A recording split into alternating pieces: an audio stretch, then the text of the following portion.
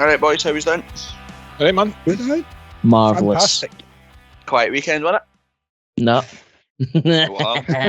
This whole podcast is going to be seeing that stupid in Braveheart when they've got the wee stupid sticks and they're holding them and he's going, hold. I'm going to spend this whole podcast in that situation. Everybody just needs to calm down with it. Said, job one, let's remember that this is recorded. Let's not make a to ourselves and end up all over Hibs Twitter on Saturday night when we're crying into our bed sheets. But for right now, get it fucking up, yes! Absolutely.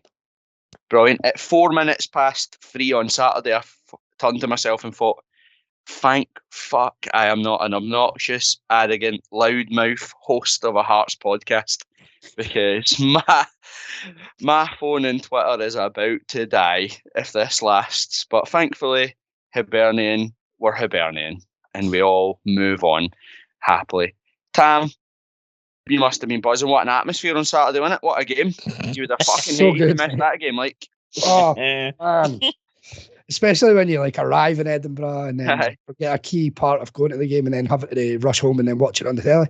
That was great. You got to soak up the atmosphere. Tell you what, Laurie Dunsire's commentary was fucking amazing, man. That was great atmosphere. It was absolutely brilliant. You could have done a Shanks. It was for everybody that was there. It was beautiful sunshine on Saturday. Beautiful weather. Everybody loving it. Shanks showed up to the pub wearing a sleeping bag, a tea cozy on his head, and a pair of sunglasses. See, right, I have actually got this written down to speak about. I can't believe somebody else has brought it up. What a fucking absolute tit. Right, there's no other way to describing it. What a fucking mug.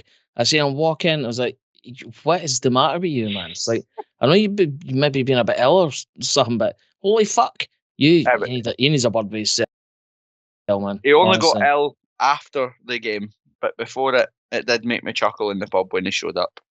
Brads, what's been happening? Not much, mate. I'm just loving that you boys are surprised with Shanks' dress sense. I've had it for the last 34 years, and a boy that had denim jackets with beer labels all over them, I'm like, that's fucking nothing compared to what he used to wear. So, did he used to have a Joey D jacket? Was he one of those? Was he one of those crews? Can you remember Joey D jackets? No, but this thing had bells and whistles and tags and wee soul patches, and it's the worst thing ever. He loved it. Aye, that's how I've been lumbered with him, because I used to sell him jeans and then laugh at him and be like, what? And now I'm still doing it, and he's one of my best pals, so it's brilliant. Kev, what's been happening? I had a fantastic day on Saturday that was topped by actually meeting somebody we spoke about on the podcast last week and getting my photograph taken with him. So I was well chuffed. And for 43 minutes, you were ruining my weekend. So yep, it's fucking brilliant. We'll talk about that later. I almost said show, but we'll talk about that later. Ando, what's been happening? Nothing. Planes, Trains and Automobiles has worked for us again, along with your green pen, as we spoke about last week. So ahead of Saturday, I'm taking 2 days off work. I'm going to travel to the south of France, get some get some sunshine on my balls, and then have a nice wee last minute trip back home for Saturday morning. So we should be all good. But no, jokes aside, my Planes, Trains and Automobiles involves travelling to fucking Salisbury before the game on Saturday. So not quite as grandiose, but it'd be a good laugh nonetheless. But it's working. Don't even know where that is. It's working. That's all that matters. The green pen and you having to travel cross country to come to Hearts games is working. So, quiet. I'm sure this will be a nice and reserved podcast as we build up to the semi-final. We'll obviously review Hearts v Hibs from Saturday. We will preview Hearts v Hibs this Saturday, talk about ticket sales and big teams and big six and wee six and everything in between. Anything else? It's more than enough, man. It's fun, isn't it? It's great. It's great. I feel I'm not going to talk about moments because it's upsetting Kev, but everything's falling together nicely, which is fun. You know what? And Hibs are falling apart as well. I'm actually quite upset, right? I like, you know me, right? I'm a miserable motherfucker, right? And any excuse for me to be fucking miserable, I'll take it. But I've not found one single thing to be fucking angry about since Saturday afternoon. And it's actually starting to piss me off now. Well, But for the anyway, boys with that that in met mind, move on. Shanks, in the stadium, I found something to be annoyed at. I was annoyed we never scored 4. That is right. But I soon got over it, which is fine. So obviously, welcome back to This Is My Story, your unofficial Hearts podcast. As we say every week, our views are our own and are not affiliated to the football club. We'll fire through. We'll get Kevin McKenna's. We've got a Tamdown. Like I said, we'll go through some of the headlines of the week, which is pretty much everything this week is focused on the derby. We'll review the game on Saturday, which was Hearts of Midlothian 3, Hibernian 1. Sorry, Corbett, you broke up there. What was the score again? Yeah. Don't you worry. It was that's like what I mean. That like back-to-back 3-1s or something. Like Stendhal got a 3-1, Robbie's had a 3-1, and I think the last time they beat us 3-1 when Ian Caffrey was in charge was like the first time they'd scored more than 2 goals against us in like 20 years or something daft like that. So it was Hearts 3, Hibs 1 on Saturday, which was fun. We'll just go through what to expect on Saturday. So, Kev, Giza, Kevin McKenna's as players. No worries. Looking through I wanted to try and find some good bastards. But there's not been that many. So anyway, we've got 2 Kevin McKenna's for this week. I love when Brad gets his pen out because you can see him ready to take down notes. So the first one, a very small amount of appearances, only 9 in total. He was loaned out to a French club before spending a couple of years in Norway, returned to South America, where he had originally came from, before moving to deepest, darkest Bulgaria. It's an interesting one for you. Brad's face is fucking We'll brilliant. decide, Kev, if it's interesting. You said that last week. Exactly. This is severely under-delivered. I got to meet him on Saturday. It was great. And our second one for today is another player who only appeared for the famous on 9 occasions. Appeared. He only appeared. He only appeared. Only appeared for 9 appearances for the Jambos, but 3 goals made him a bit of a hero. He said he dreamt of scoring one of the goals and played for us on a pay-as-you-play deal. That is your 2 for this week.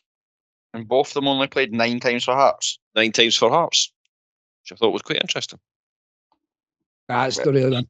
Thanks to... Stop saying that, please, Kev. Stop saying that, please, Kev. Right, cool. Right, we'll go through them. I think I know the second one. I'm trying to figure out what the first one is. I've confused myself because I looked and all I've got written here and underlined is my boss, and I have absolutely no idea why. Are you maybe? Am I preempting a cut list because you said something about getting sunshine on your boss? Well, it's either well, I was going to say it's either that or a show name. So instead of sunshine on Leith, it's sunshine on boss. I just looked down and was like, what? Well, it must be important. I've got it underlined twice. So there we go. Nothing wrong with getting some sunshine on my testes. Like, that's absolutely fine. So we're not cutting that. That's staying in. I thought you meant it was just your big bald napper, but that's fine. You can shut your face, man. You that. Hey, Liam Boyce is bald, and we will not hear a bad word said about Liam Boyce. So let's move on. Right, Tam, Ando, we've got a Tamdown. You want to talk us through what it is, and we'll all fire our hands up there. Right, exactly. Brad's mouse away, hands up in the air. Right, so for those of you that are new, then it's nice and simple. I've got a list of players that meet a certain criteria, and you guys are going to go through them. I'm going to go through you guys one by one. You're going to give me your best guess. If it's right, you get a point. If it's not, we move on. And if you are stalling or just boring me to death in any way, then you're fucking out. Exactly. Stalling for time last week. This week's subject, in fact, I'll just tee this up a bit better. Andy Halliday scored 2 goals against the Hibs on Saturday. Yes, he did. Right. There are quite a lot of players on the list that have 2 goals. Right. So I had a look at the players since 1980, the year before I was born, that have scored 3 goals or more against Hibs. Right, so this takes in quite a broad time in history. So What I'm looking for is the top scorers versus Hibernian since 1980, and there are 18 players on my list. They've scored 3 goals or more. So I am going to start with Corbett. Well, wait. We're still sponsored by Beer 52, aren't we? Yeah, but we never promote it. So well, let's go for it. Salmon, hey, Andy Halliday. Salmon, hearts forever. He drinks IPA. There we go. He's not on my list, man, because he needs to have scored 3 or more, and he's only scored 2. So we'll gloss over that. But it's good marketing there. There we go. Beer52.com/this is my story, or whatever the fucking code is. We'll put it in the show description. Oh fuck, I said show. Aye. And if anybody sees us singing it at Hearts games, we're absolutely singing IPA. Like, don't at us on Twitter. I promise you, it's IPA we're saying. 100%. What's that you're opening now, Ando? Well, I'm glad you asked, Kev. This is one of my 3 out of 8 cans of craft beers that I just got from Beer 52. Beer 52? Never heard of them. How did you get involved in that? Well, I went to beer52.com/my story, and all I paid was £5.95 to cover the postage and packaging, and I'm now part of Beer 52, which is the world's largest beer club. And one of the benefits of that is that each month members like me are sent a case with a different theme. I've been a member for a few months as well. I've had beers for all over the place. Like past themes have included like Belgium, Korea, California, New Zealand, Germany, Melbourne. Like I've had a beer for Arno Zoom, Daniel Stendhal, Perry Kitchen, Patrick Cosnorbo. It's been class. Does sound interesting. Anything else you get with it? Yeah, aye. So it comes with a magazine and 2 snacks every month. And guess what? You don't like dark beer? Then choose the light option. Plus, you can pause or cancel at any time. All you need to do is go to beer52.com/my story. And as I say, pay the $5.95 postage to get all of this right now. Sounds Sounds good. like a class deal to me. Aye, it does sound good. We got that on the website? Yes, we do. So check it out, beer52.com/my story. Magic. I can look at that later on tonight. Right, so there we go. Top scorers versus Hibernian since 1980. To make it onto the list, they need to have scored 3 goals or more. 18 players on the list. Corbett, you can go first.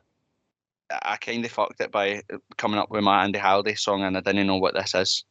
what are we looking for? You're looking Top scoring Hearts for players or something.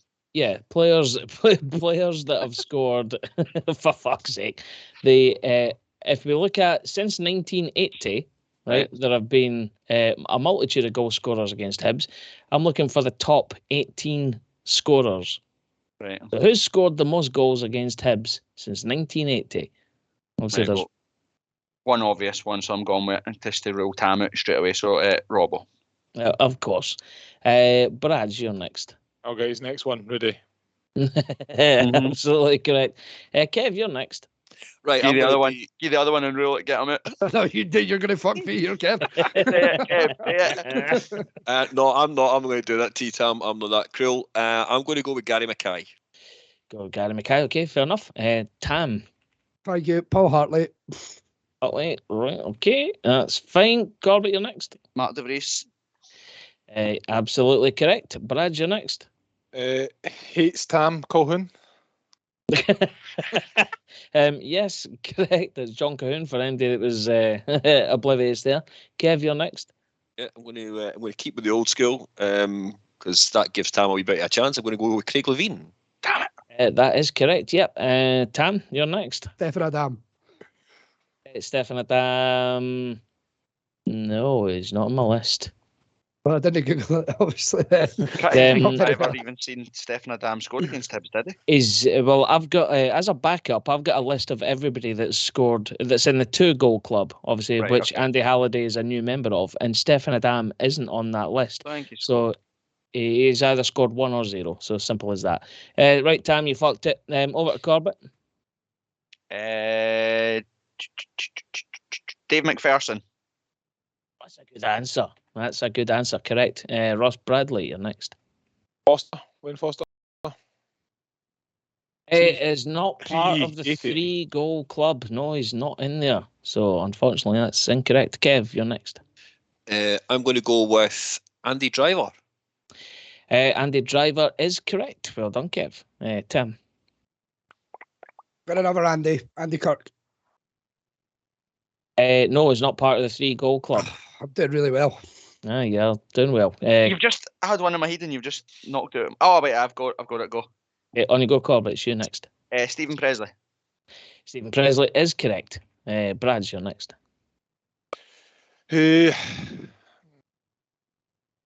Patterson. Cam Patterson. It is correct. Well done. Over to Kev. All headers as well. Are they? That's interesting. I think, yeah. I know that. I didn't know that. Header in the derby with the under-15s at the first derby of the season, and then the 2 headers with the best video on the internet where it's like, "He's a fucking shite, you fucking animals," and then he scores again. Brilliant. That's good.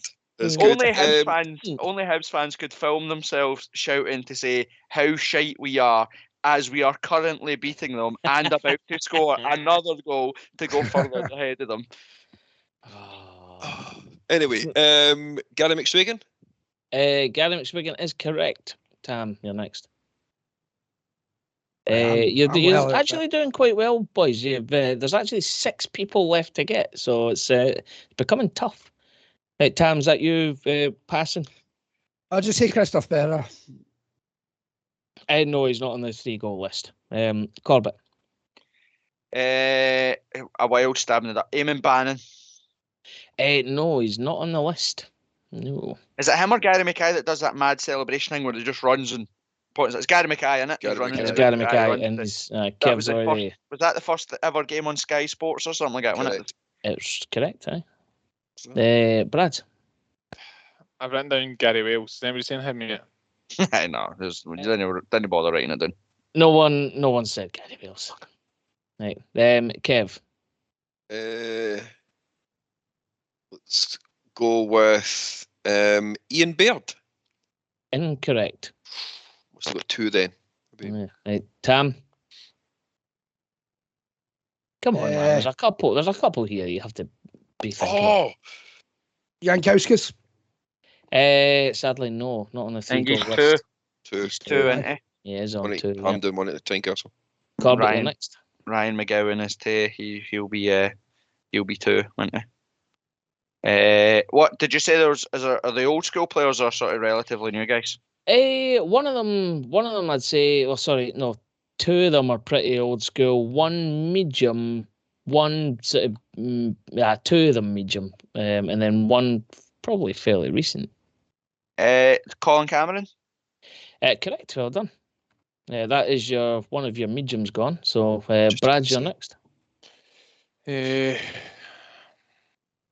Starting to struggle now.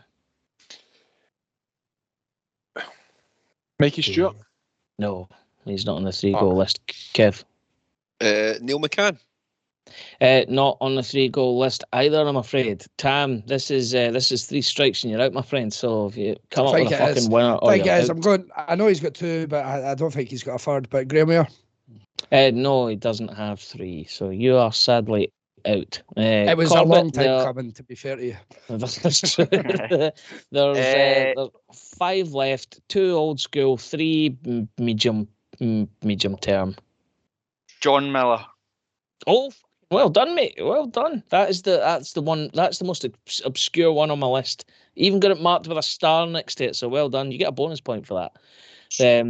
Brad. I think this could maybe it. Miko. No, not on the 3 goal list. Kev. Christian Niddy? Scored No, 2. Definitely not. Same with Gary Glenn, wasn't it? Gary Glenn's 2. So if we're chapping, then who have we got left? Did you say a couple of middle ones? Yeah, there's a couple of middle ones left. Kevin McKenna? Not on the 3 goal list, no. Scott Severin? No. Just try to think of players I definitely Stevenson? Not. Oh, Velica. Velica. There you go, Velica. You get another one for that. Yep. Okay, so you've got one. You've got 2 left that are medium term and 1 that's old school. Right, a proper old school. Let's have a think. It's no Eamon Bannon because we said he has now. No, but doesn't he? He's not far. He's not a million miles away from Eamon Bannon. Definitely, it's like if you think of the Hearts team of that era, this guy is on there.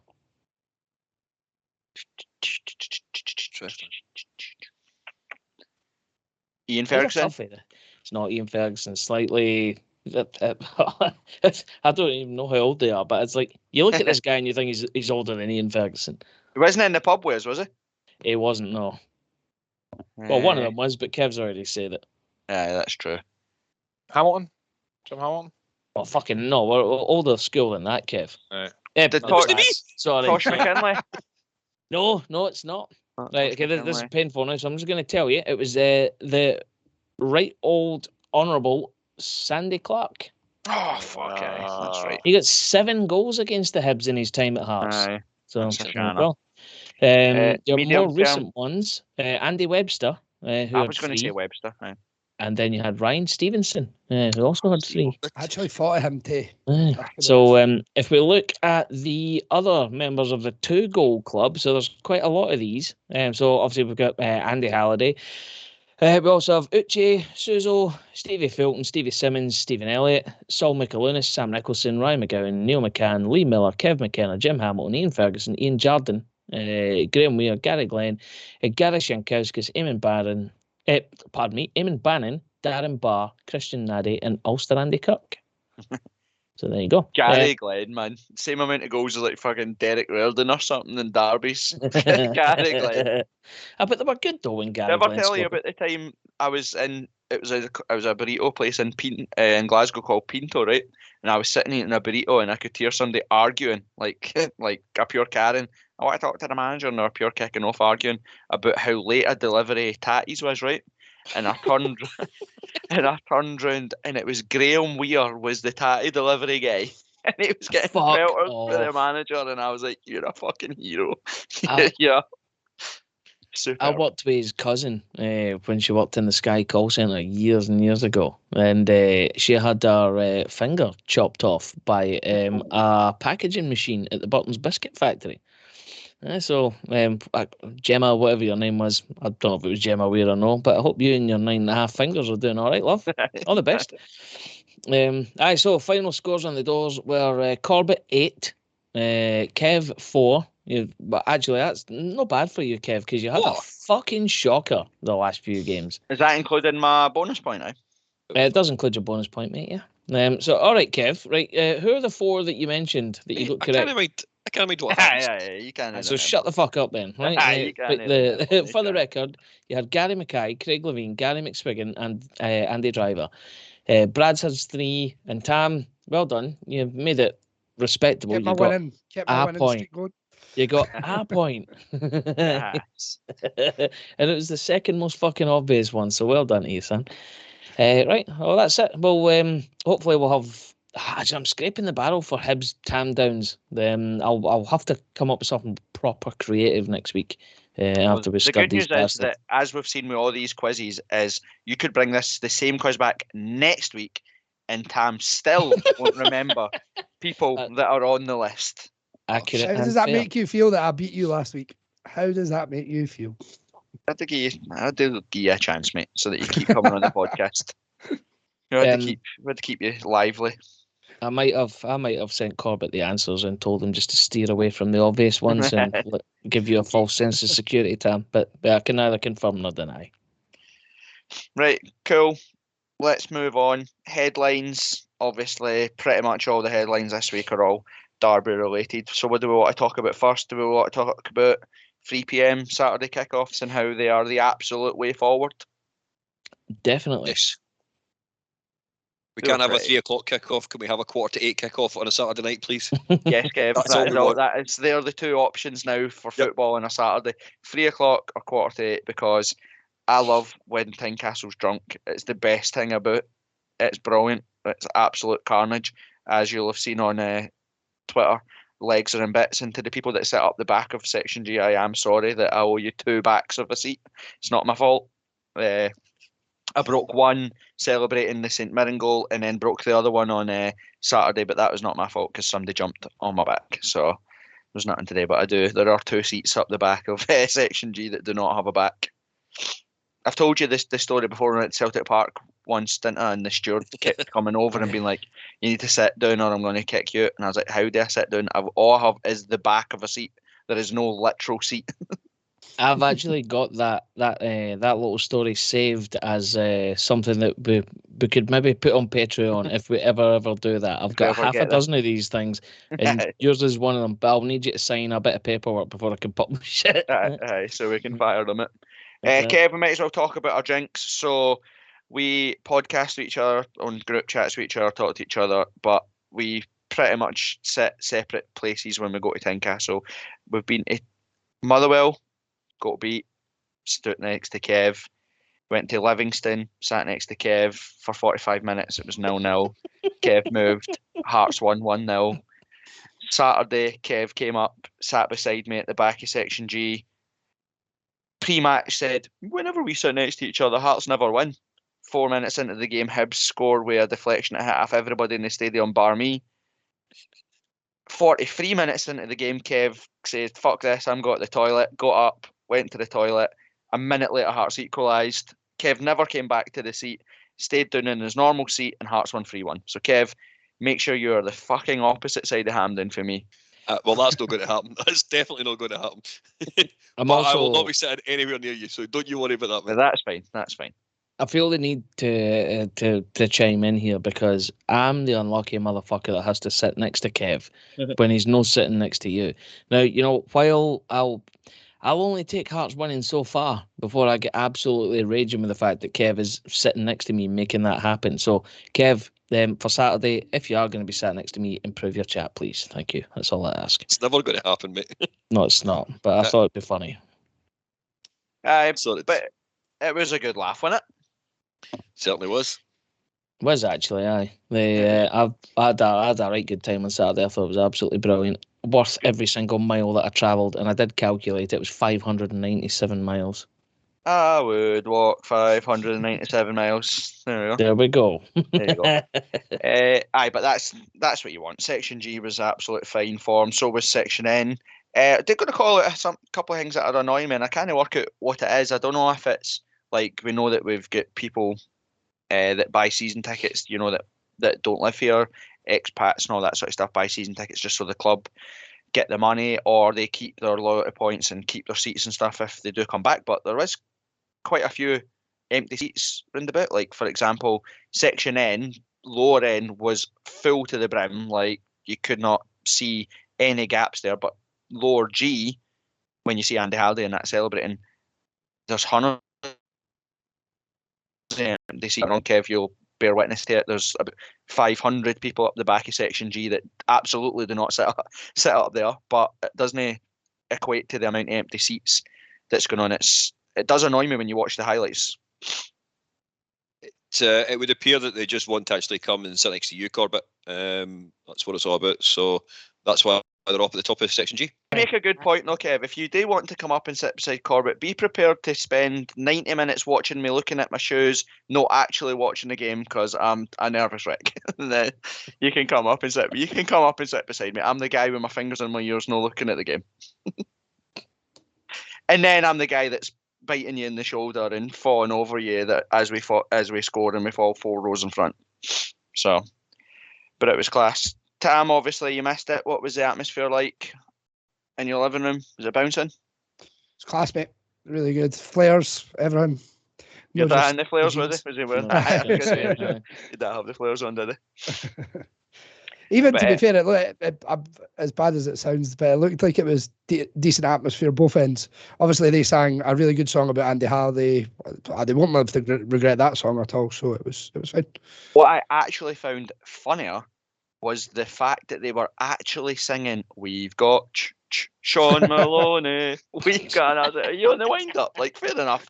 Get toward into Andy Halliday. That's what football's all about. You take up on it bites you in the arse. Fair enough. It doesn't matter.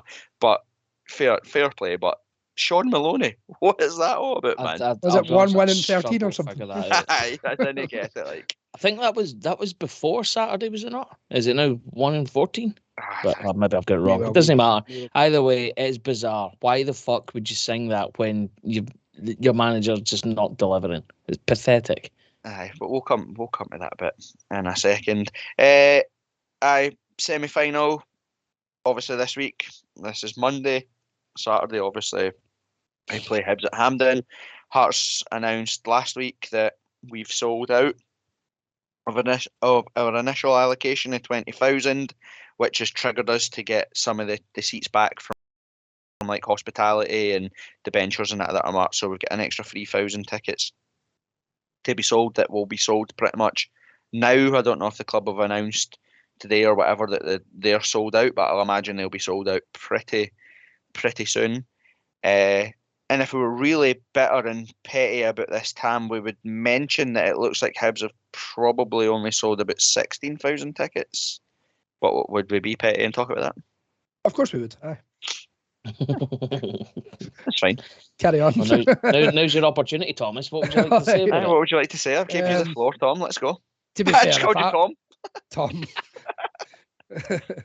To be fair, if I was a Hibs fan right now, I'd be seriously considering if I was showing up or not. But you're a Hearts fan and never showed up on Saturday, so that I was going to say that wasn't my fault, but actually, 100%. It absolutely was your fault. I had all intentions to get there, but But I suppose, Ando, if we're going to be serious for a wee second, like I know, like today we've kicked off about Sky and games being put on the TV and tickets and 50-50 splits for finals and all that sort of stuff, but it is pretty embarrassing. Like, and that's not just, I'd be embarrassed if it was Hearts as well, not being able to sell it. It's our biggest game in the calendar when we play Hibs. It's the biggest Edinburgh derby outside 2012, probably, considering the ramifications of European pot prize money, all that sort of stuff. And the ticket sales are pretty embarrassing. I actually looked because I ended up arguing with somebody on Twitter, no like me, about the 2006 game, and he was saying that Hearts never sold their allocation, at which I argued that we absolutely did. And then when I looked, the attendance was only something like 44,000 or something like that, because Hibs never sold. I think Hearts sold 22,500 tickets for the semi, and obviously Hibs must have only sold 19 to 20,000 or whatever, so their end wasn't sold out. But we know that at the game, it is pretty pathetic stuff, though, isn't it?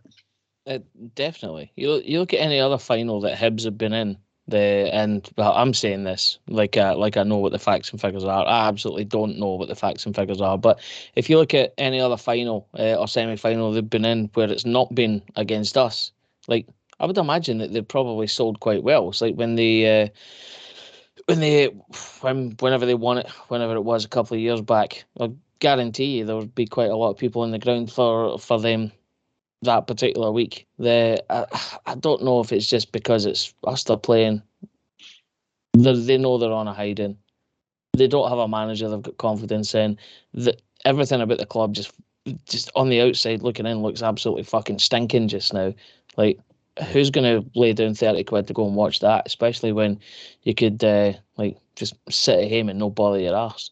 It just, I don't know. It maybe speaks more to the mentality of the fans than it does about the actual anything else to do with the team or whatever. Well, Brad, it's been it's a wee bit more ironic as well, and it's not just another opportunity to dig at Hibs, but obviously we've had the League Cup final that Hibs were in this year, and they moaned because they didn't get a 50-50 split with Celtic for the final. I think they only got something like 15,000 or something in it. They only got like a smaller section than normal, and they were raging about it. And then it's like things like this. And look, Hearts are the same. You look at the Craig Beattie penalty with Celtic, you'd be lucky if there was 15,000 Hearts fans there.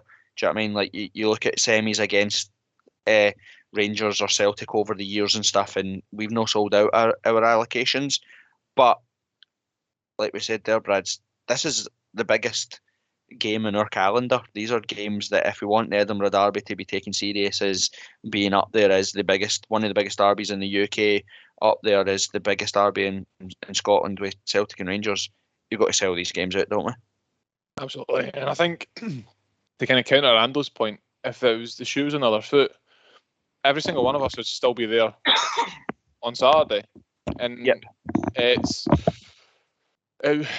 for me, if you were a Hibs fan, you'd have more impotence to go now. You'd have more drive, because effectively you've got nothing else to play for apart from fucking us up.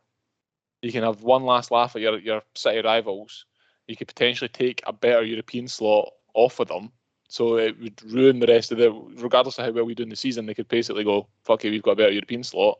Yep. So to have the mentality, and by the way, they do all that. I spoke to loads of my Hibs mates. Can't be arsed going. I'm not paying that money.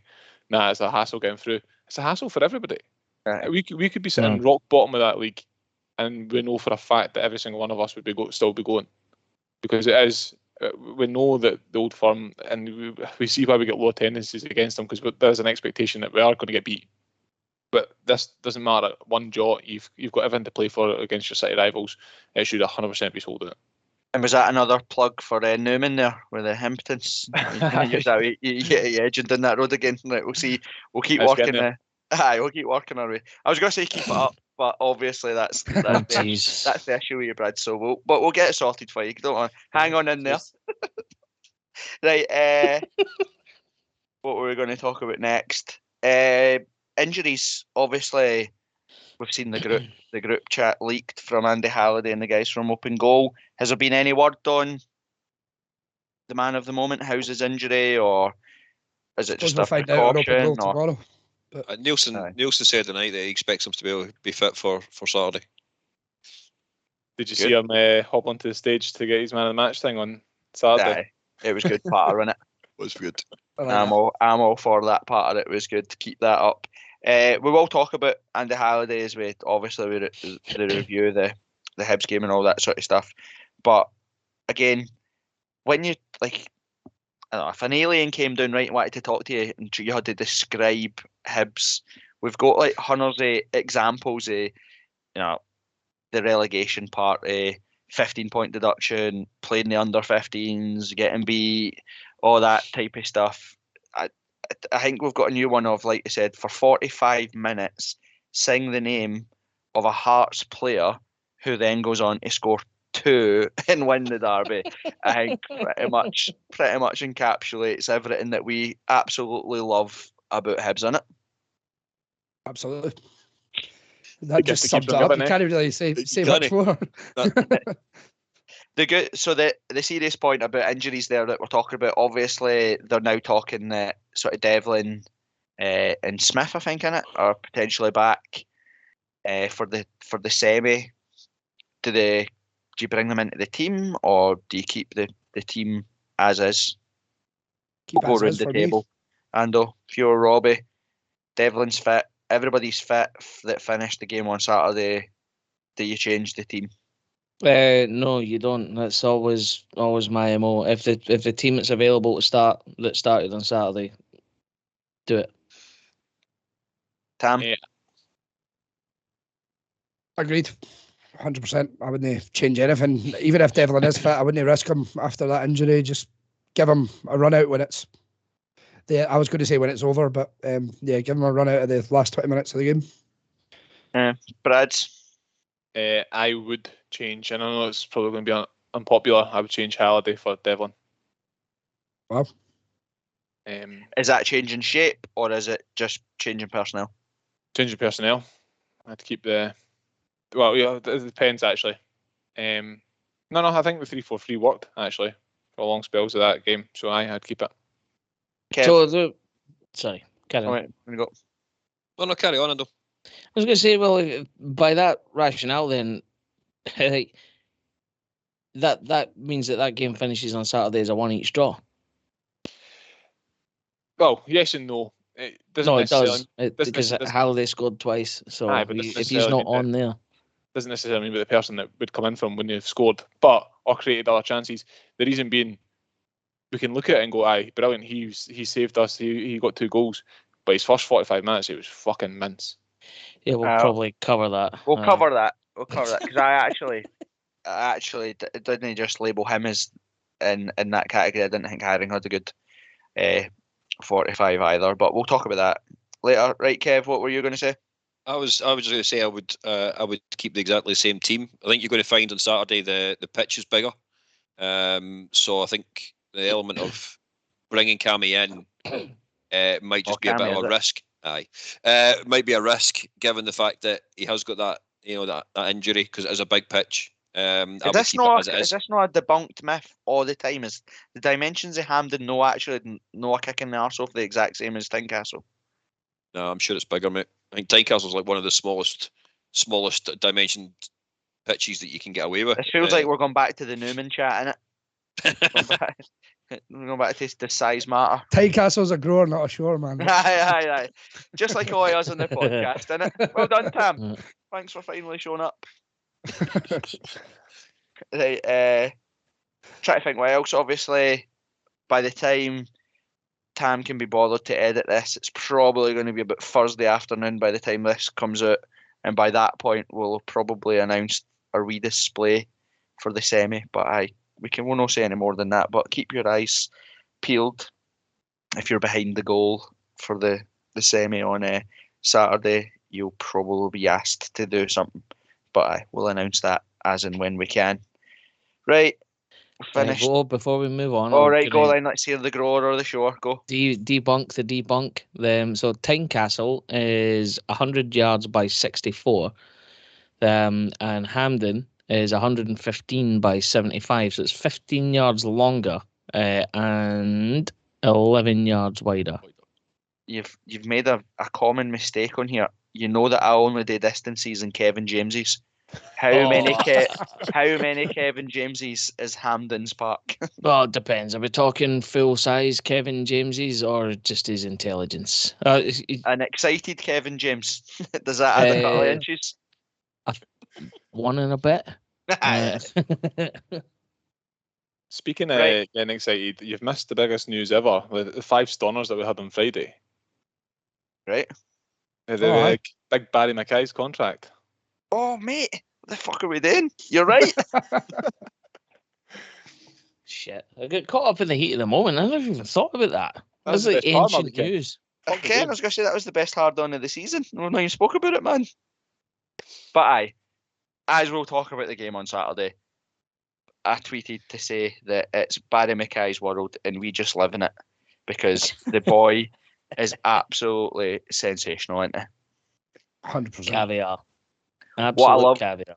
What I loved the most was that guy that's just joined the View from a Terrace or whatever it is, tweeted us saying that he'd signed the new contract saying basically, nail down tools, and went on to put in an absolute stellar performance on Saturday. Everything about Barry Mackay is absolute class, and we'll talk about how good Barry Mackay was on Saturday in a wee minute. Right, the foreplay is over, boys. Let's get body, as they like to say. Hearts 3, Hibs 1 on Saturday. Let's get tore into them. Fucking yes. Fucking yes. Yes, indeed. Let's talk about the first 20 minutes. Let's get the negative Nancy stuff out the way first. I do find it quite weird, Kev, is that I watched the Hibs TV had highlights up before Hearts TV did, so I watched them, right, naturally. And I think they stretched it out to nearly 7 minutes of highlights, of which 4.5 of the minute of the highlights were Hibs chances. No, that's what you would call it. In the opening 19 to 25 minutes of the game, including crosses that went out for throw-ins, passes that went out for by kicks, Stephen Kingsley making a header, their goalkeeper catching a corner, and then 3 Hearts goals. End of highlights. So, as much as Hearts were disjointed and a bit, I don't know, nervous maybe, I don't know, we changed shape, didn't look like we were, obviously we went 3-4-3, we just took a bit to get into our stride, didn't we, in the opening 20 odd minutes? The first 20 minutes of the game was just, I think we were all over the place. And there was a couple of chances that Halliday had, and he blew both of them over the bar. I know Brad's mentioned it earlier on. He didn't have the best start to a game. There's no getting away from that. I know in one of the other group chats that I'm involved in, he actually took a lot of pelters for the first 35 minutes of the game. And in all honesty, I think we'll all agree that it was deserved. He didn't have the best start, but nobody did. I don't think any of their players actually looked like they were actually, up for a bit of a challenge.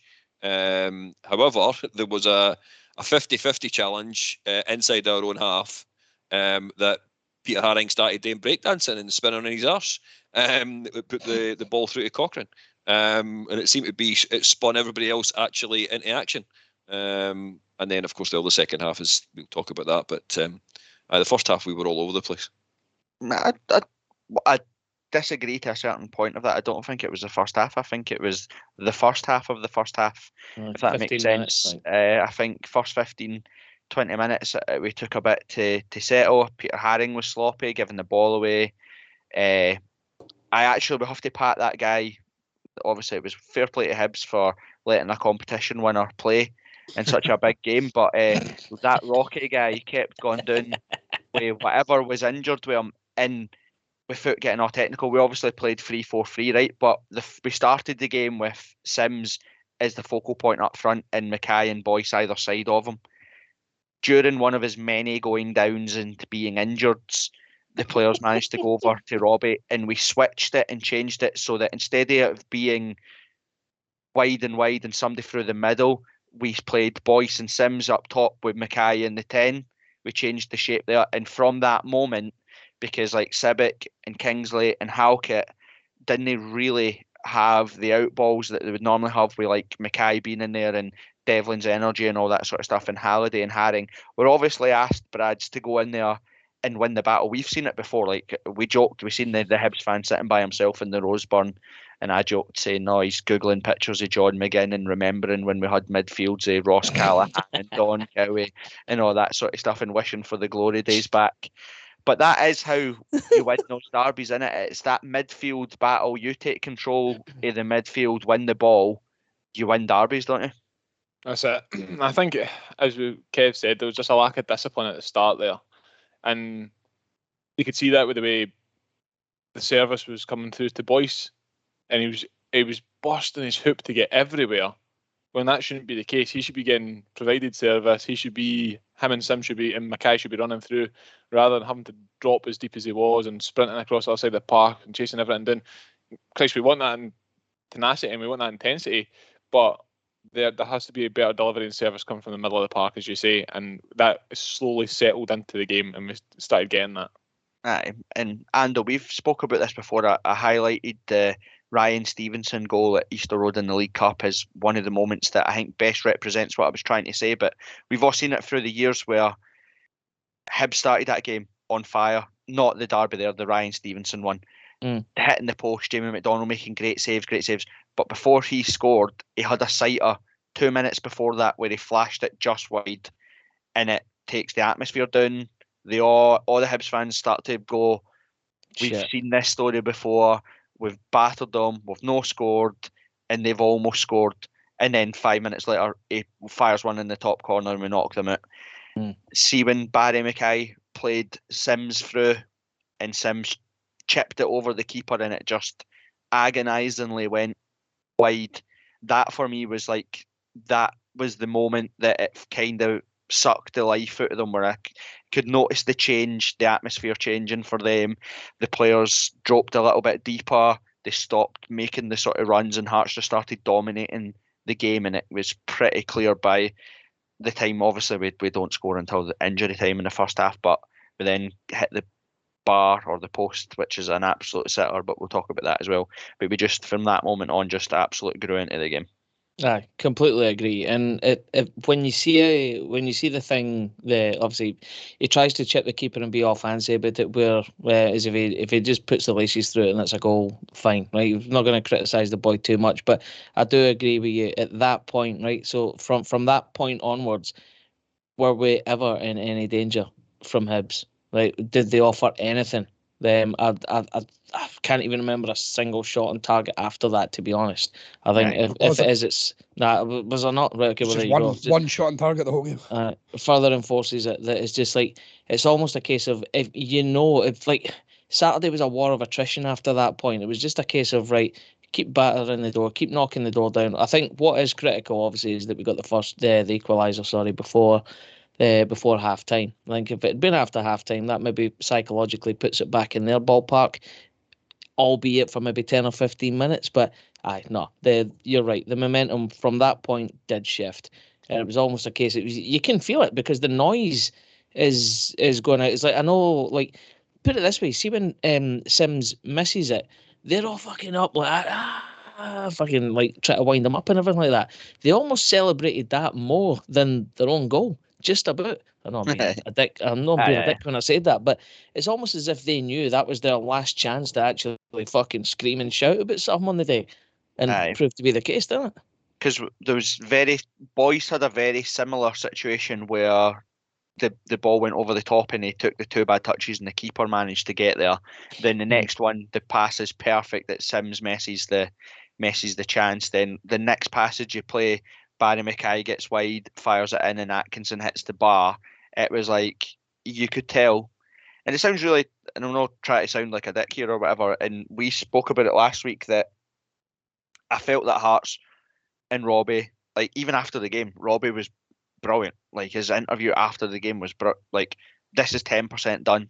That game was great. Fans will enjoy it. We'll enjoy it today. But this game matters nothing. It's the semi-final. It's the big game. Even corrected the guy that was interviewing him about like the European places and it must be great for you to be back in Europe. And he was like, aye, it is, but it doesn't mean anything. Next week's the one we want because you get more money. We're straight into it. We'll get 8 guaranteed group European games next. End of November. Yeah. Exactly. And it felt like, although we go a goal down and we looked a bit disjointed, never, ever, ever felt like Hearts wouldn't come back into that game or wouldn't score or whatever. Like the team has got loads of bottle and grit now compared to what it was used to be. And obviously you see that more as the game goes on. And like you said, how easy would it have been, Brads, for any side to, just say, right, it's 46 minutes on the clock, just get into half time, we'll regroup and hang with. But you look at how many players are actually in the box. It's brilliant for Sims to begin with, absolute ragdolls handling. But if you actually look, there's Barry Mackay, Boyce, Sims, Halliday, Haring, and Atkinson all in the box for, cutbacks, deflections, shots, or whatever. It was just really good to see, wasn't it? I think they all knew it was coming. I think they've all got the confidence in the squad, and you hear the way the boys talk about each other. And the fact that Mackay signed a contract because he's loving football, he's obviously enjoying the boys that are around him. They're obviously keeping each other going, and they've maybe really kind of got that encouragement side now. Maybe we've moved away from the days of moaning like, sorry, Tam. Like Naismith, like Nazy and your arsebags like Whelan and that. We've got a bit of encouragement and youth and drive in the team. I think they've all got each other's back, and you can see that. I don't know what happened at that 15-20 minute mark, whether it was Robbie or somebody in there going, boys, give yourself a fucking shake, we can do this. And then they've just kicked on for there. It's brilliant. And someone tweeted, Kev, and it was... fuck, nobody tweets you because you just tweet fucking competitions, try to win fucking ski trips and free rums, man. You're like an old man on Facebook. Anyway, but someone had tweeted to say, like, I don't know where you work, Kev, probably in the pisser, so I don't know why I've came to you because you're probably on it, so I'll go to Ando. But the release of, like, limbs and atmosphere and just carnage when Halliday scored, because it's the first goal. All right, we scored the last minute winner against Celtic, but it's only in front of 5,000, limited crowd. They didn't score in any of the other derbies this year, any of the games. It's been the first time really that we've been able to celebrate like an actual important goal properly in front of fans, and it was just absolute carnage. It was bedlam. I think a few of you boys have shared pictures of your respective injuries. I've got a bruised left shin. I also took fucking cramp in my right leg. Fuck knows how that happened. Last time I had cramp in my right leg, I was having a wank in the shower, but never mind. That got cut the last time. I'm not. We'll need to cut that again. Right, give me a wee second. I'll start that again. Give us a second. Wait, you're going to start the wank again, or you're going to start the bit again? No, I'll start that bit again. How did you sign off to just keep that in? It's fine. Right, okay, so limbs everywhere. I got punched in the face off Davey. Thanks for that, you wee knob. And that was before we'd even scored, though. Well, that's true. Just for the sake of it, wasn't it? And I'll get him back for it. Don't you worry. But no, it's one of those ones. It's like it's been coming, it's been building, and you just know, like. I'm glad it happened on Saturday, because if it happened this coming Saturday, we're all going to be in the jail. We're in a Aye. foreign town, absolutely chock full. It'll be absolutely fucking mental. I'm glad it happened in the relatively controlled circumstance that it did on Saturday. But aye, it was a sort of a release of aggression, if you want to say it that way. But I know it was absolutely class. You know that it's good when, so I sit like seat 7 or 8, and people that sit in that section will know that is literally seat 1 and 2 on the aisle. And I turned round after the celebrating or whatever to cuddle my dad, and realised I was a row in front and about 15 seats in, and was like, the fuck's Billy? I was like, oh, he's up there. And they walked Is he in back Jamaica along. again, was he? He's in Jamaica again. Right, Andy Halliday sent them to their bed and sent my dad to Jamaica. But it was brilliant. And the good thing about that day was that, like, and I know it sounds daft, but it probably doesn't mean anything about it, but the atmosphere continued all the way through half time and into the start of the second half, and we score pretty much immediately after half time. Normally there's like that lull in atmosphere where everybody's been for a piss, everybody's been for a smoke or whatever, and comes back in, and the players have to get back G'd up and the fans have to get back G'd up. But we literally run straight up the park pretty much for kick off, get a corner, and then score straight away. Tam, Stephen Kingsley, we talk about Barry Mackay, we talk about Craig Gordon, but Stephen Kingsley is right up there as one of our players of the season, isn't he? 100%. Like, he's probably going to take if it was done in positions, it would be like the third place between him and Halkett anyway, I would imagine. But for him to score, I think he's on, 7 goals for the season? Yeah, roughly. something like that. Second top goal scorer. That's unreal for somebody who's played the majority of his season left centre half. Unreal. And it's not even just that, it's his influence, he's driving runs, he's passing, and just general being a hard bastard in defence as well. Brilliant. Yep, I couldn't agree more. Is he trying to cut it back for Boyce, or does he mean to score? I hadn't even thought he'd cut it back to Boyce. I thought he was going for a goal straight away. Me too. I'll go with that. I'll give him credit for it. Brad's going for it, is he? 100% a goal. I'm keen on it. Like, I find this is, and if it hit the post or hit the bar, Boyce would have tapped it in. But because he's there right at he's there ready to sweep it up if it doesn't go in. So it's 100% a goal, man. I like the Kev, fact what I that love about this, you're probably maybe saying the same thing, Kev, but Boyce straight away looks right looks at at the line. Lionel. Aye, it's exactly that. The first thing his thought is, let me just check with the Lionel before I start to celebrate along with Kingsley. But it was funny. I did enjoy some of the celebrations. And I like Cochrane to the Hibs end when Halliday equalised, only because, Kev, I don't know if you've seen it, but our work colleague is literally front row of the Hibs end, and it is the best photo. I've sent him about 8 times. I've sent him about 8 times. Just like, and then the best bit is when Kingsley scores, when Peter Haring's crossing the ball, and you can see him walking back to his seat with his wee kebab pie. I'm like, you have had an absolute mare. You've had an absolute mare. But for that moment on, Brad's, and we'll talk about it here because, again, it's one of those things where I said last week that I wasn't confident, but I felt like Hearts would be bullish. I felt like we had a point to play, a point to prove, like the Aberdeen game where we knew we'd drop points to this team, even though we're way better than them, let ourselves down, etc. Focusing to do it for the fans, etc. But Andy Halliday, even tonight, had said, he read the match day programme in the changing room, which most players on that day, and had read the stat that Hearts hadn't beaten Hibs at Tynecastle since 2018, and said they felt like he took that personally, like that's a carrot there, like that can't happen, we need to go put that right. And I felt that literally from, like I said, about 20 minutes into that game, all of our key players, and we've just laughed and joked about it there, we've just had midfielders like Mallory Martin and Callahan and Don Cowie and Glenn Whelan and Uche Ikpeazu, all this absolute shite. This team is now just full of characters. Like, you can see it, like Halkett, Kingsley, Haring, Halliday, Boyce, Sims, even the folk coming in off the bench, like your Atkinson has just been here for a few months, Cochrane who's on loan. They all seem to take it really personally, to be like, nah, this isn't happening. They seem to get it, don't they? I think, I know it's an old analogy, but if you can get a solid spine in a team of level-headed, driven lads right the way through the middle, from Gordon to Halkett to the boys in the middle to Boyce. Everybody else will feed off of them. Every single other person will feed off of them, and it's a good thing that the young laddies. You can see Cochrane's on, like, when does his loan up at the end of the year? Aye. Yeah. Aye. So he doesn't need to react like that. He doesn't need to bite like that. It could be just another game for him. But you can see he's totally bought into where he's at, what he's doing, and the same with Atkinson as well. The pair of them just look absolutely switched on, and that's because they're getting that support from right down the middle of that park.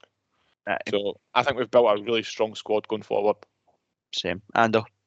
Just to go touch back on what you were saying about some of the reactions to the goals, you can see how much it means to them. It's like when Halliday scores his equaliser, right? Obviously Halliday's facing into the Wheatfield front, and but Boyce isn't he? You see Boyce is looking past him. He's going like that, fucking pointing down to him to like tell all the Hibs fans, as I say, that's the fucking man right there. Like you can see him, it's like just wanting to get it right fucking up them, and that is the kind of shit I love. The players that don't give a shit, give it a clap, walk away. Aye, fair enough, job done. I'll get my win bonus this week. Aye, fine, fuck off. Who needs you? But the players there, I think every single one of them. How much of it is down to Nielsen and Savage going in there and just reading them the fucking riot act? I mean, Corbett, you've spoken about it in podcasts before, where day one, sentence one, you do not lose to fucking Hibs. Right, and they've had that battered into them constantly, and now we're actually seeing that team, like the team as we know it and love it, actually getting a decent result against the Hibs. I cannot wait to see what happens next week. Genuinely can. Hey, and Tam, one of the things you'll probably have seen it on the highlights and that as well is the Craig Gordon's reaction to the Hibs opening goal. Literally just calmly picks the ball at the net, throws it back up, and he's instantly like, just calm down. Like, everybody calm down. But it's fucking 86 minutes left in this game. Just chill. Like, we'll do it type thing. And again, and you even look at Taylor Moore, came on off the bench, and like his first tackle in the match is like a 50-50 where he's got the opportunity to win the ball, but also wipe out the man, and he absolutely takes it. Do you know what I mean? It's like the first thing he did, put the man in the stand, put the ball in the stand, and get the reaction for the crowd. And I think that shows you, like what Brad's just touched on there, these are people that are on loans. Think you fucking Glenn Whelan, not even bothering to move up to Scotland, flying up to train on a Friday, play on a Saturday, back home to Manchester for the week. Like, do you know what I mean? And now we've got guys here that, you know, that's probably the last Edinburgh derby Taylor Moore will get a chance to play in. Do you know what I mean? He wanted to leave his mark on it, and it was good to see right across the board when it him. Absolutely. As you say, like touching back on the Gordon thing, like he's been there, done it, but to have that Cameron influence just to be like, it's fine. We know we've got enough belief in ourselves that we know we'll come back into this. That's so much better than what we've seen over the past fucking 10 years or something since last in a situation like that. But no, it's brilliant, and as you say, like it's good that it's all different sort of seniority that are into it as well. Like you've got the old heads, you've got the nice young sort of players with the start of their career in that, and it's fucking class. I don't even know what to say. I'm just buzzing. that's why none of us are saying it. We just love watching you try to think things to say as the pressure slowly builds on you and you can't handle it. It's great. The arse is flapping. It's class. I can't remember what you asked. That's what it was. So let's talk about Andy Halliday, right? Because Kev makes a good point, right? We've covered the fact that we never started well. But do you know what I like the most about Andy Halliday that the others in that position don't give? Is Kev touched on it? He shoots. He's always a threat. Whether he ballooned 2 over the bar, he couldn't give a fuck. He was still there, wanting the ball, taking shots, driving on and shooting for other places. And that's something that we probably don't get from Devlin, and we don't get from Benny, and we don't get from Haring. Do you know what I mean? Is having a midfielder willing to have a pop. Ando. I'm just glad Shanks isn't here, because he bore witness to this. After, I think it was Halliday's third fucking attempt where it was just fucking wild and just wayward. I fucking lost the tatty, because obviously we're 1-0 down. I've been on a train for a long, long time. I was tired. I was pissed. I was like, Halliday, fuck off with your stupid fucking shots for fucking no man's land. What you doing, your dick? And then obviously I was meant to eat humble pie. And you know what? I'm giving you that. I didn't have to offer that up, but just to prove that I know absolutely fuck all about football. I had a quick look through the group chat, and at 15:45 I put Halliday back to being fucking murder, and 30 seconds later I put please retract. My favourite thing to take is I actually thought he had a brilliant game was Ellis Sims too. I was like, he's shite, and then about 2 minutes later, actually love him. He's well good. He held the ball up so well. He absolutely ragdolled Hanlon, which is, I'll never tire of seeing Paul Hanlon being absolutely ragdolled about the place. It was great to see. But we're talking about Halliday because obviously, like I said, he gives us that bite in the midfield in terms of shooting and all that sort of stuff. And the third goal genuinely could be up there as one of the contenders for goals of the season, just in terms of everything that Barry Mackay does, winning the ball back, pass inside, the back heel is just sublime. And the fact that as soon as it falls to Halliday, takes a touch, you can kind of see straight away he's shooting. And as Laurie Dunsire said in commentary, it's no 90 miles an hour or whatever, it's just sheer precision. There's no keeper getting to that. It is literally as close to being in off the post as you can possibly get. It was absolutely beautiful finish, wasn't it? The only goal that I could see struck from a fairly similar position, albeit further out, but it was kind of in off the post, was Austin McCann. There's like shades of that goal about it, except this one was along the deck. You know what I mean? And slightly closer, but absolutely brilliant strike. It actually reminded me of Jamie Walker's against Rangers when he took it off Andy Halliday.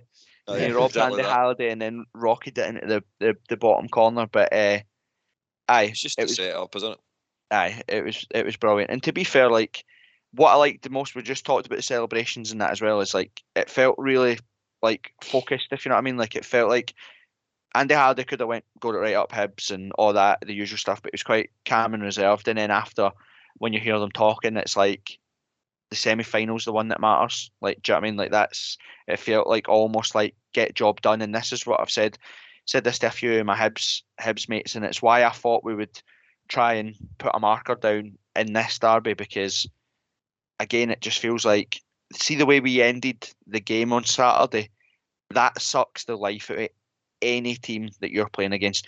We could have scored more. We could have went and tried to score goals, left ourselves open, and they scored with a fucking deflection and caused us no bother. They could have scored with another deflection or a missed time tackle and they get a penalty and it goes 3-2 or whatever. But what Hearts did was just absolutely suck the life out of Hibs, passed them off the park. They were chasing shadows all over the place. They couldn't get near us. And that is how you literally stamp your authority on a team, to be like, we are better than you, and you know it. Do you know what I mean? When you're playing in second gear. It's the men against boys mentality. Like you said, don't even get out of second gear. Don't bomb forward. Same thing that we spoke about last week with the Ross County. Like they're like, we've got a big game next week. We're not bothering this week, so just pass it about. And it's demoralising for the Hibs boys, and you could see how annoyed Sean Maloney was, which I think will add fuel to the fire. I don't think the players will react well. I get with that, and I hope they don't. But they were just passed off the park, and it's brilliant to see. Tam, if you just look at that, how they spin, then turn, had Mueller in like absolute a daze. That just sums it right up. It was completely different. Like I said, that we make your subs, you take your players off, and you expect sometimes that can knock a team off the rhythm. It can put them out.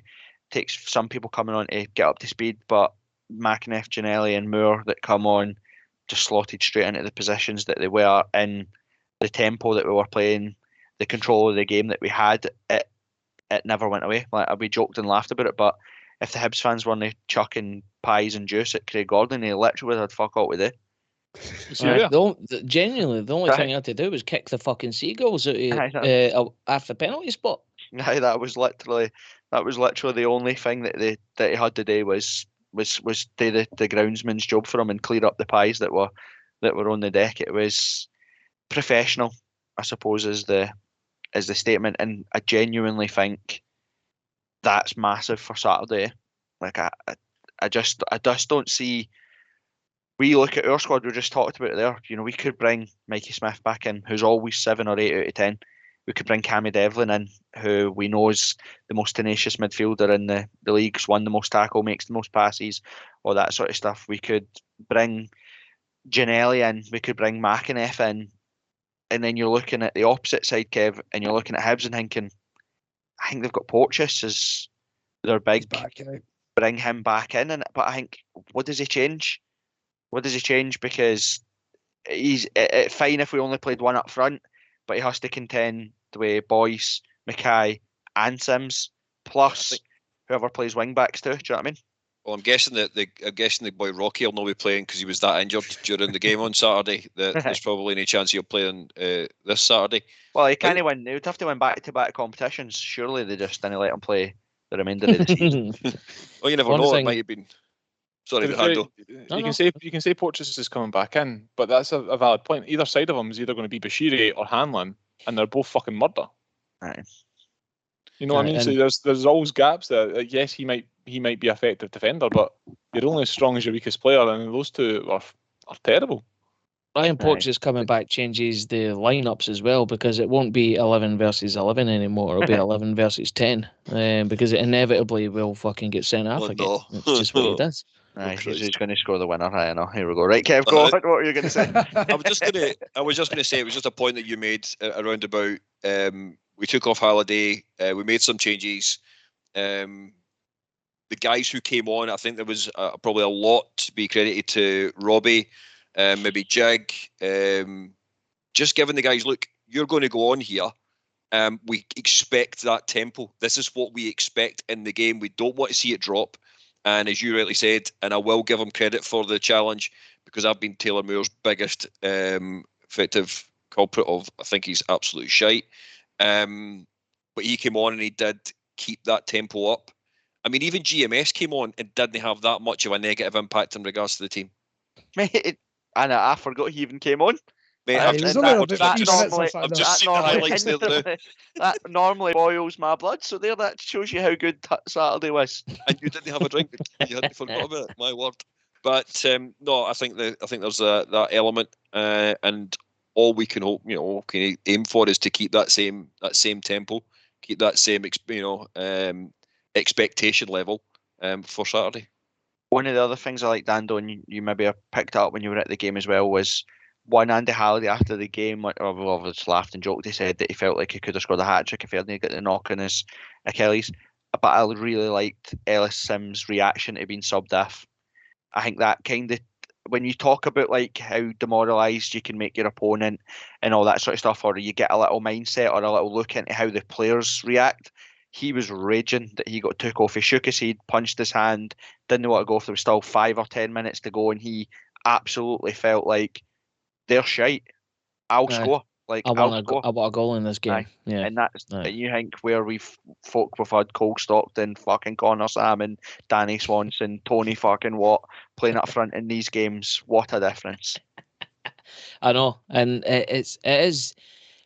You do want to keep fucking saying how brilliant it is to see, but it is brilliant. And I just hope that the momentum that we've got from Saturday, Nielsen's got the blowtorches to the feet saying, right, again, just emphasising what he said in the media, it's only 10% done. We need to go out there and we need to give them, I'm not even going to say it, because every time I say it, it never fucking happens, but we need to do something nasty to them that hasn't been done in a wee while, right? So it's almost a once in a decade fucking thing that we need to do to them on Saturday. And I think there is enough bloodlust within the team, just to your point about him like being raging about getting taken off. There's a couple of boys that maybe never did got the rub of the green on Saturday that have probably got a point to prove. That I want a taste of this. I want a bit of their scalp.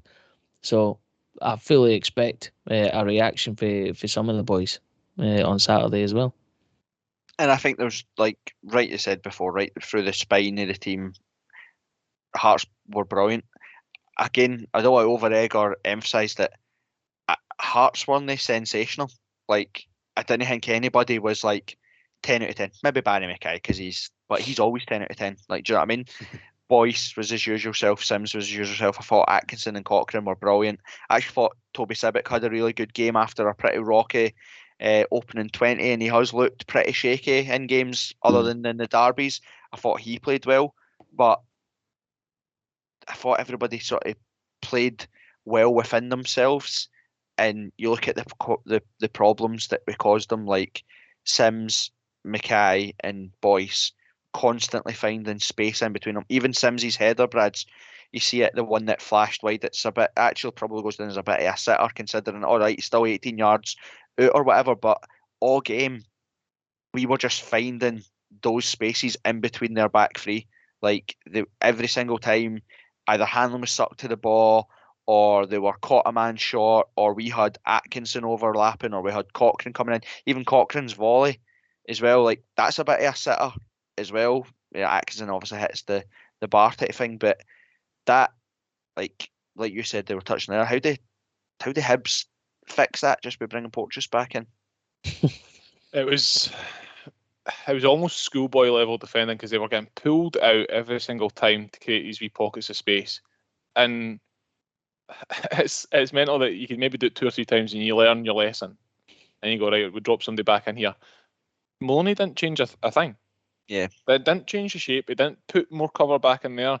He didn't put 2 men on Mackay and go, by the way, Harren's going to stay deep. Ignore him. We'll put 2 boys on Mackay. Like, there wasn't a plan B for them. And it was too easy to pick apart. This gives me a bit of fear for Saturday. But they kept repeating the same mistakes. Pulling forward, Hearts played a couple of passes, put it back into the middle, and went through the middle. It was too easy. And look, we'll talk about Saturday obviously in a wee minute, because obviously we'll have to reflect on where it is. But anything else about Saturday that you wanted to talk about, or anyone that caught your eye that you enjoyed? Just try it, man. It was brilliant. It was it was a long fucking trek for me, but I really, really enjoyed my day out on Saturday. It was absolutely brilliant. More of the same, please. That's all I'll say. Rocky Bashiri better be playing on Saturday, because he's the most Hibs thing I've ever seen in my life. Yeah. But it was like you said, again, it goes back to, like, Andy Halliday's injured and played on. He was injured, he got that knock and still played for 5-10 minutes after that. Didn't want to go off. Ellis Sims didn't want to go off. Then you look at the fact that Rocky was down 8 times for whatever reason. Dre Wright stayed down. Like, they looked desperate. They looked desperate to get taken off. Do you know what I mean? Like, they didn't want to be there.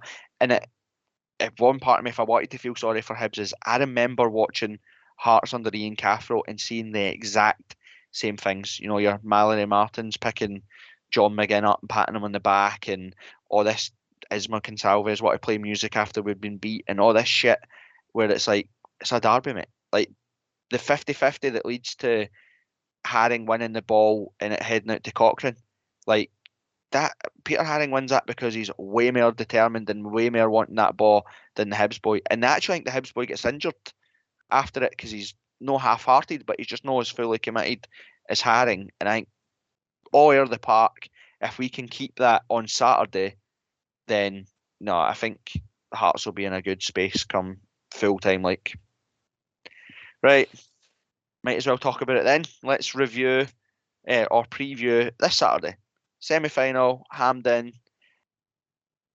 All bets are off, or anybody want to make an arse of themselves and say that they're uber confident, or are we all just going to sit in silence now?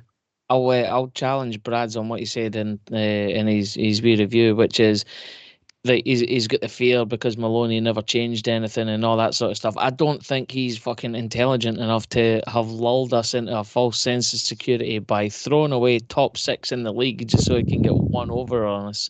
To be fair, they in the semi-final, threw it away once with a vote, so they lost themselves $200,000. So just to get one over on us. Oh, that's fair enough, but I don't think that fucking logic holds true. New ownership now, isn't it? No, they were still owned by the same folk. Were they? When they did that, Ron Gordon was still in charge.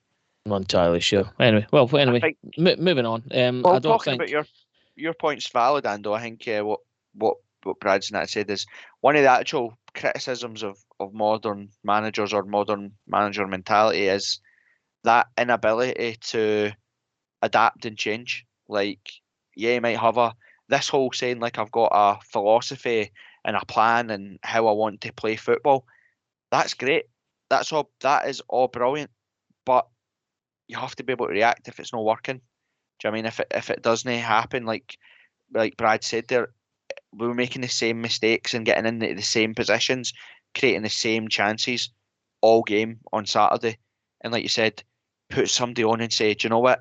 First 50-50, take Mackay out, hurt them, injure them, like just like do something, go after them, get closer to them, get in their faces, nip them, stand on their toes, be aggressive. The only tactic they really had that sort of changed to try and disrupt us was the injury thing. Do you know what I mean? Like whenever we had a shot that went out for a corner, one of them went down and slowed the play down, or whenever we'd got an attacking throw in or into a dangerous position, one of them went down and tried to slow play, and all it did was add 4 minutes on to the injury time in the first half where we scored. there's shades of, and I can't remember if it was Mark Warburton or Pedro Caixinha, but he always said that there is no plan B, just do plan A better. Aye. Right, which is right. I want to say it was Warburton, but anyway, it doesn't matter who it was. Aye, but there's elements of that within Hibs' game just now. Is well, actually, if we just keep chipping away and chipping away and chipping away, then we'll probably come good eventually. But you've rolled that dice 13 times now, and it's worked once. So roll it again on Saturday, please. Aye. Thanks very much. And Brad's, we've spoken about this before, but again, one of the sort of biggest criticisms we used to throw at Robbie was that he used to fall into that category. He used to be one of those sort of new modern coaches that, you know, plan B was always do plan A better.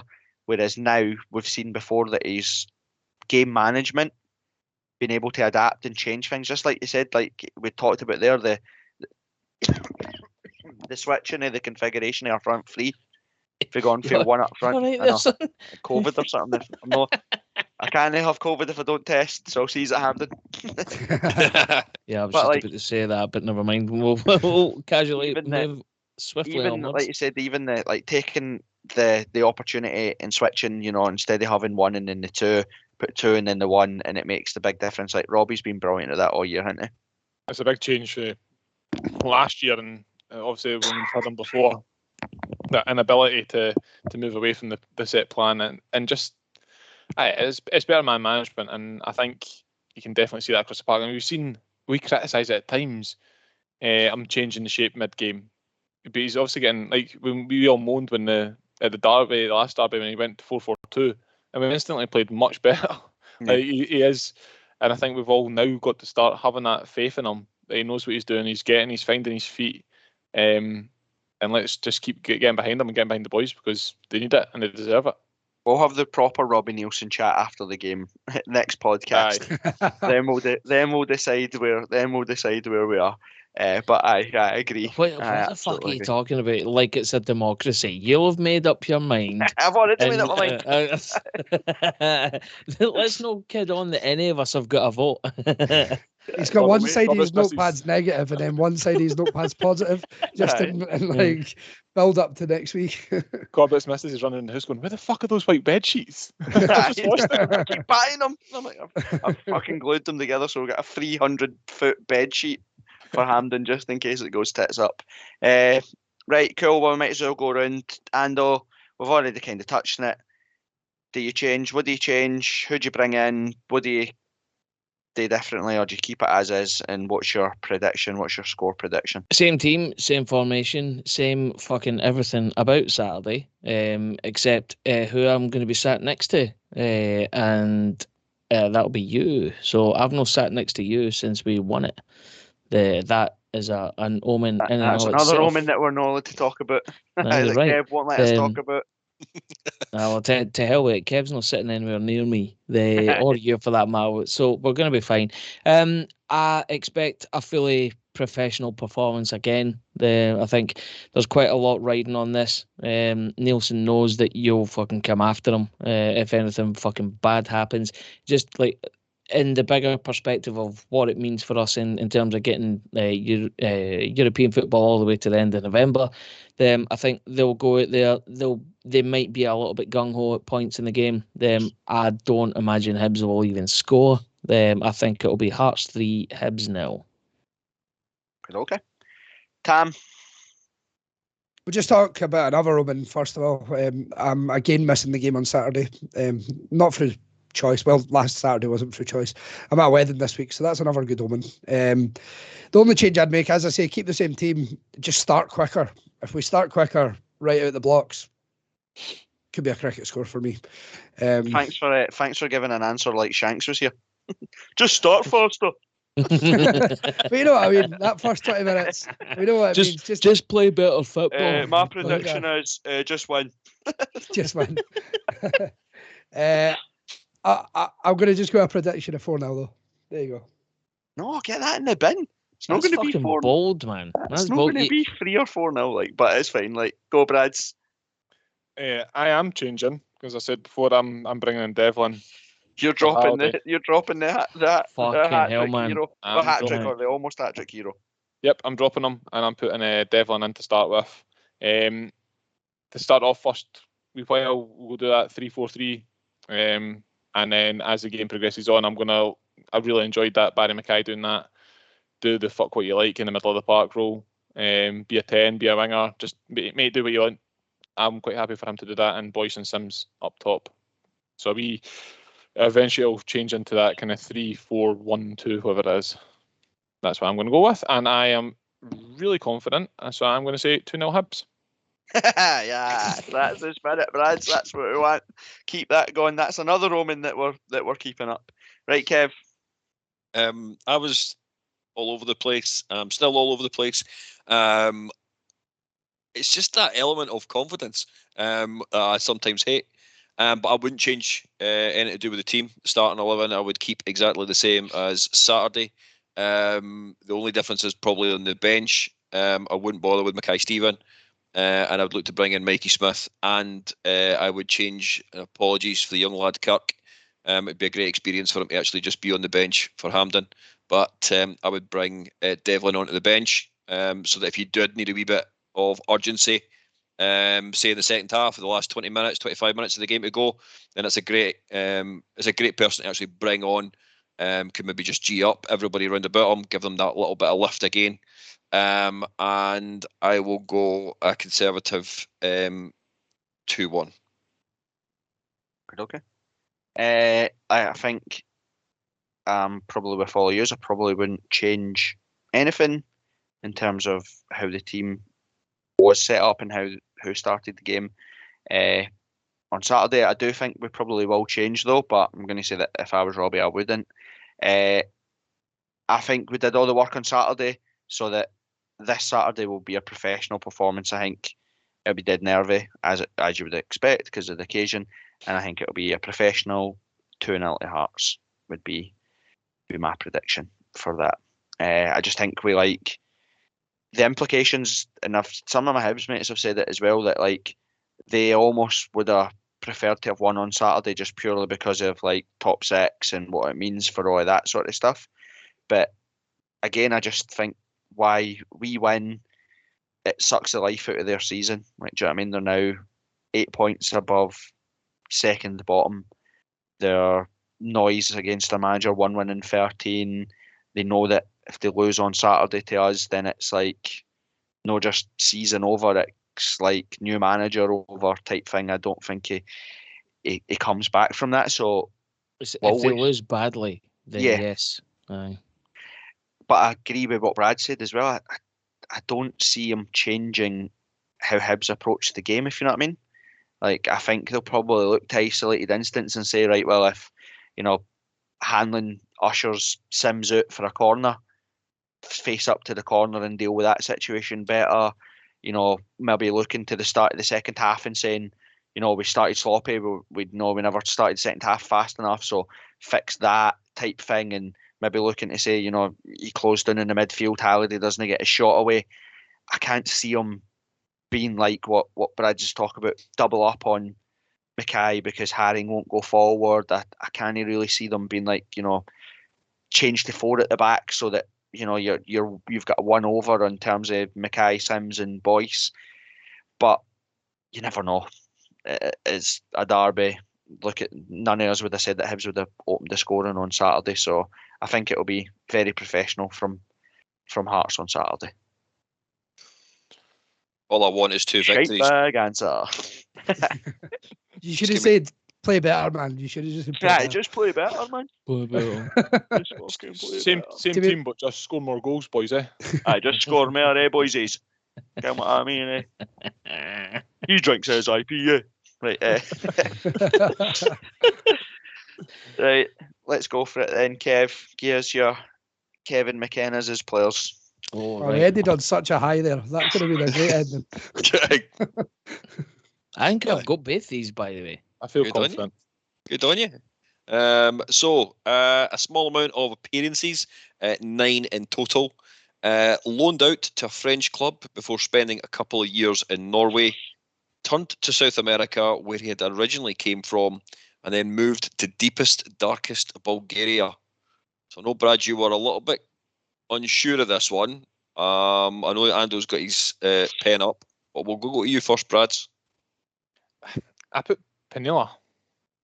That's wrong. Peniela. Less games. That would be be incorrect. Ando, give him the answer, please. It's Sammy Camazola. It's Sammy Camazola.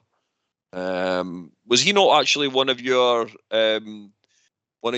guesses earlier on in the season because of his cheese? That's right, Cambazola. Correct. That was like 2 years ago now. Some Kev, of the but, some of the off. exhilarating patter that you've missed if you don't listen to old episodes. Yep. Get yourself right there. Get yourself on episode 26. Aye. There's And my Derby Day confidence gone. that's it. That's it. And the second one was another 9 appearances for the Jambos, but 3 goals made him a bit of a hero.